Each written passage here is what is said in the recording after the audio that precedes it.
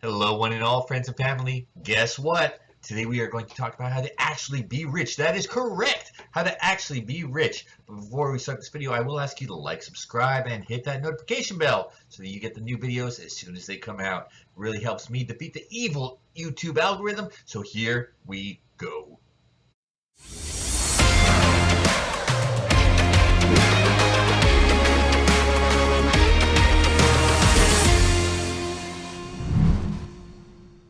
Before we start this video, a little word of caution. So you see, I know exactly what I need to say, but I don't know in which order I need to say it. So we will see what happens. There may be a lot of jump cuts, and we will see what happens. So here we go. First of all, let's say you want to be a successful writer. So you practice writing. That will make you a successful writer. Will it make you financially stable? Maybe not. Maybe it will, maybe it won't. Let's say you want to be a successful baseball player, so you work hard every day. It may make you a good baseball player. It may, but will it bring you money?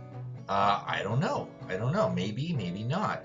My point is there are a number of successful people in any number of fields, and if you want to become good at something, you study it. Now, a lot of people go to school and they think that my education, I'll become educated so that I'll become successful and I'll become rich. Well, guess what? It may make you successful at what you studied. It may make you very talented at that, but it won't make you rich. And why? Because you're not studying how to build wealth. That is what we need to get into. We need to study how to build wealth. I can guarantee you this, if you try hard enough, for enough number of years, some people it comes easier, some people it comes instantly. Maybe they have a special talent for it, but guess what? We can overcome talent, raw talent, with hard work every day. So again, if you want to become rich, if that is your goal, and there are plenty of goals in this world, that doesn't have to be your only goal, but if that is one of your goals, you are going to study how to build wealth. That is the key. And I'm going to talk to you right now about how to build wealth and how to keep it. How to build wealth and how to keep it. There's offense and there's defense. Offense and defense. And that is what we're going to talk about today. So, there is this Japanese philosophy. It's called Ikigai, if I am not mistaken. You can tell me if I'm mistaken in the comment section, please do. But this philosophy of Ikigai means something is in your heart. It's your passion, but it's not just a passion like most Westerners think of your passion. Westerners think of passion as like I need to sing, I need to dance, I need to study 15th century German poetry. I don't know what your passion is, but the philosophy of Ikigai says this. It says that it's your passion, but it's also your passion that people can find value from. What does that mean? It means it's something you love to do that helps other people. And when you have that, when you have something that you love to do that can also be of aid to other people, that is amazing. And guess what? That is part of where wealth comes from. Because we're talking about this. Solving problems. Ikigai. Ikigai. So you have something inside you that you love to do, and it solves another person's problem. You are going to benefit from that. You are going to start reaping rewards. That is correct. That is actually, real quick, if we can get into this, that is how I pick my stocks. Let's talk about picking stocks real quick. So, there was a conversation between Warren Buffett and Bill Gates. Bill Gates said, computers, Warren, that's what you need to invest in, computers. It's the future, it'll change everything. And Warren Buffett said something along the lines of, will it change how many people chew chewing gum? And Bill Gates is like, no, I don't think it'll change that. And Warren Buffett said, well, you stick to computers, and I'll stick to chewing gum. And the point of that conversation was that Bill Gates knew about computers, and Warren Buffett didn't. He knew about chewing gum. So that's what he chose to invest in. That's my first lesson for you on how to pick your stocks, especially if you're new to it, right? Pick stuff that you know. Pick stuff that you that you have a background in. For instance, and I'm not going to lie, this has been helping me a lot, that I've studied engineering somewhat. I've studied a lot of different physics and engineering, and I have a passion. I have an Ikigai for technology, solving people's problems. So I've been picking stocks a lot with the disruptive companies because I know they will change things. They will change things really quickly, and they will solve a lot of people's problems. And that's the stocks I like to pick, the ones that solve people's problems. For instance, when the virus hit, as it did, people were stuck at home. So guess what? Boredom is a ridiculous thing to fight, being stuck in four walls all day, you know. So what do? You go on your Netflix. What does that mean? That means that this new disruptive technology will solve your boredom. It's solving your problems, so you're giving it money. So guess what? If you invested in Netflix, you made a whole bunch of money over the virus. It's just something we do.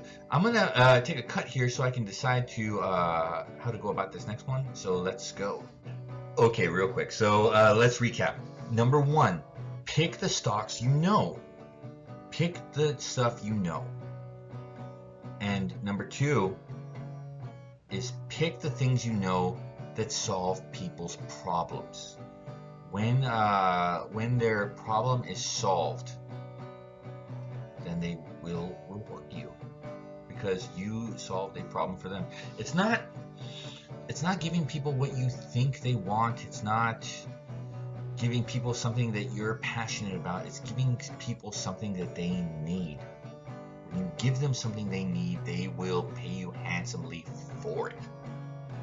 Now let's talk about the next thing, the rarity of skills. How rare is something? How rare is something? So let's talk about this. You know, first of all, I want to say this about teachers, right? I was listening to Dave Ramsey the other day. Dave Ramsey was saying that actually teachers make up a huge number of millionaires in this country, and there are a number of reasons for that. They know how to invest over the course of a lifetime. They know how to follow a system. They know how to follow a plan. Do they make all that money from their position? No, but they know how to take that money. They know how to save it. They know how to invest it, and they know how to get ahead. That's why there's so many millionaire teachers in this country. And again, $1 million isn't exactly a lot of money these days. You know, there are a lot of houses in California right now cost $1 million. You know, but it's a good amount. And there are a lot of millionaire teachers right now, and it's because they know how to follow these plans. But again, are they getting this money from their position? Maybe not. And why aren't they? Well, here's the thing. Let's talk about someone like I don't know. I'm making up stuff, but let's say Michael Jordan, right? And let's talk about most teachers. The fact is that there are a number of people who can fill the position of teacher. Now I'm not saying that they're. What I'm saying is the teachers are immensely important, and if you listen to any of my other videos, you know how important teachers are, how important they are to building a person up and making them into something. There are a lot of people who graduate from college and have the qualifications to fill that position. Because there are an overabundance, like in the psychology field a few years ago, or in a number of other fields, depending on the era. If there's an overabundance of people, they are going to try to get away with paying them less than they're worth. That is unfortunate. Now let's look at Michael Jordan real quick. So, Michael Jordan, how many people can do what he does? It's basically no one can do what he does. It's super rare. It's a super rare skill, and more than that, it solves a problem. It solves the problem of boredom. people are enthralled with his performances when he was a basketball player, right?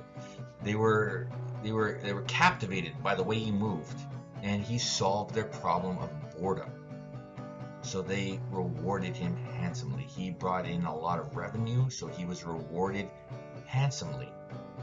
And that is what we are talking about today. Okay, one and all, so I will say this. This video is getting a little bit long, so I will make it a two-parter. I'm going to cut this in half. We're talking about how to build wealth today, and next time we're going to talk about how to keep it, both parts equally necessary. You have the offense, defense, offense, defense. So, if you wouldn't mind real quick, pressing like, subscribe, and hitting that notification bell, and I have more to say after this, but if you press like, subscribe, and hit that notification bell, I really appreciate it. Helps me defeat the evil YouTube algorithm. So, this is my last message for you. In the beginning, when you're trying to build wealth, right, you're always going to need to trade something. You know, so in the beginning, you trade your time for money. You trade your time for money. You get a job. You trade your time for money, and that's one thing, and that's okay. That's what we all do in the beginning. But will it get you ahead? There are easier ways to get ahead once you have money. But in the beginning, you trade your time for money. So you save that money, right? And next, you start investing it in things and let the money do the job for you. You start doing, creating businesses. Then that's part of trading your time also, because a business will require a lot of your time. So at first you trade your money, or excuse me, first you trade your time for money by getting a job. Then you build a business. You're trading your time and your money, and you're trying to leverage them to get ahead. And in the future, you know, when you have enough money, you get to invest all that money and let just the money do the work. No longer do you have to trade your time, and you have your time available for your friends and family and your loved ones who all need you. So, trade your time for money first. When you have enough money, build a couple businesses. Trade your time and your money.